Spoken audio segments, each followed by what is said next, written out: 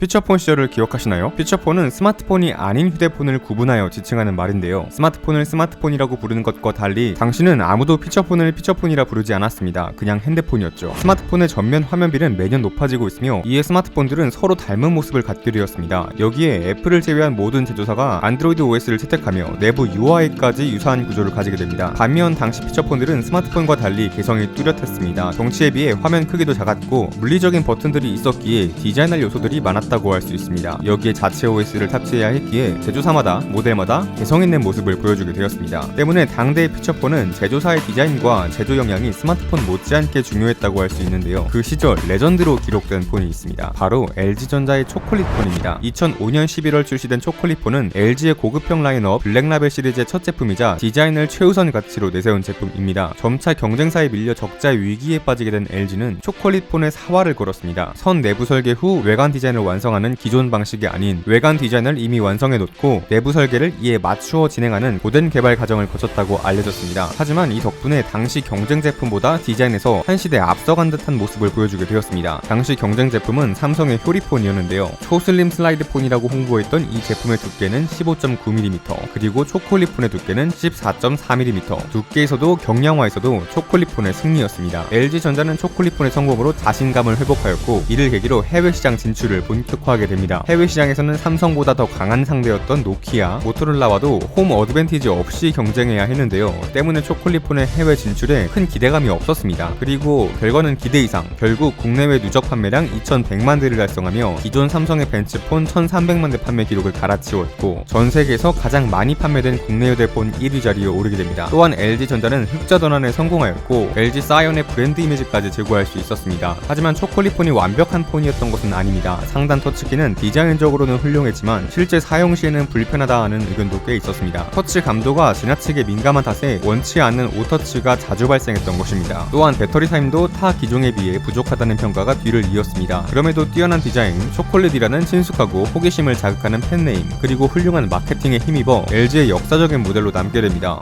너 꽉 안아준다. Scion ID.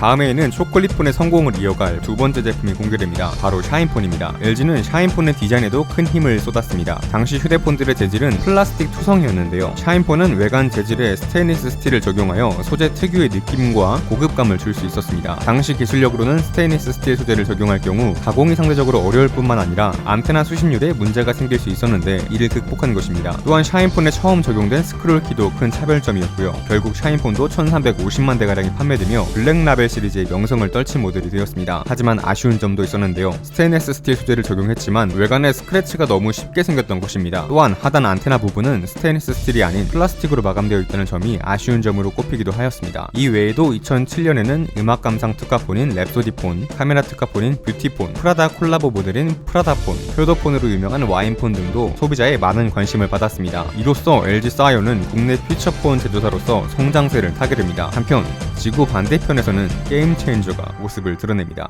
iPhone. Today, Apple is going to reinvent the phone.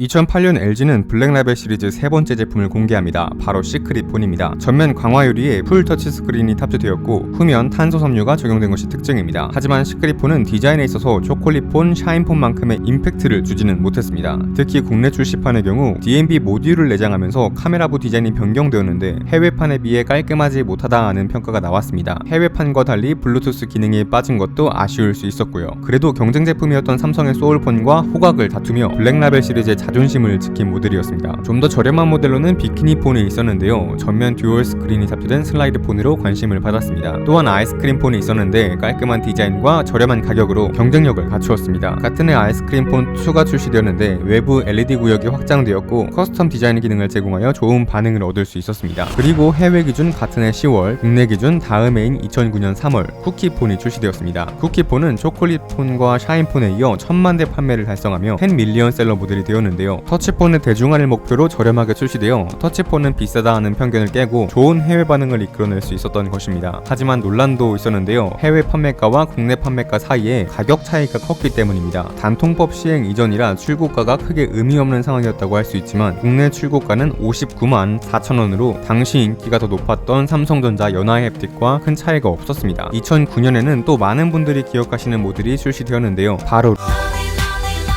입니다. 톡톡 튀는 색상과 커스텀 가능한 도트 LED가 특징인데요. 타겟 고객층이 10대, 20대였던 모델로 디자인은 호평 일색이었습니다. 폴더폰이 점점 사라져가는 시기에 등장하였음에도 10대와 20대 소비자에게 좋은 반응을 얻은 대박 모델이 된 것입니다. 실제로 롤리팝 구매자의 50%가량이 10대이며 20대까지 포함하면 86%에 달했던 것으로 알려집니다. 한편 연말에는 블랙라벨 시리즈 네 번째 제품인 뉴 초콜릿폰을 선보였는데요. 초콜릿폰이라는 이름을 다시 사용하며 기대를 걸었던 모델이었지만 판매량은 LG전자의 기대에 크게 못 미치는 상황이 발생합니다. 하이엔드급 피처폰으로 출시되었지만 89만 9,800원이라는 가격이 일단 부담스러웠고 소비자의 관심이 스마트폰으로 옮겨가는 시기였던 것입니다. 같은 해 11월 아이폰 3GS가 국내 상륙하며 국내 스마트폰 시장의 개막을 알렸는데요. LG전자 모바일 사업부의 위기의 그림자가 드리워지고 있었던 것입니다. 2010년에는 롤리팝 후속 롤리팝2, 대화면 피처폰 맥스, 투명 키패드를 탑재한 크리스탈폰 등이 출시되며 인기를 이어갔지만 그 화제성은 줄어든 모습이었습니다. 그도 그럴 것이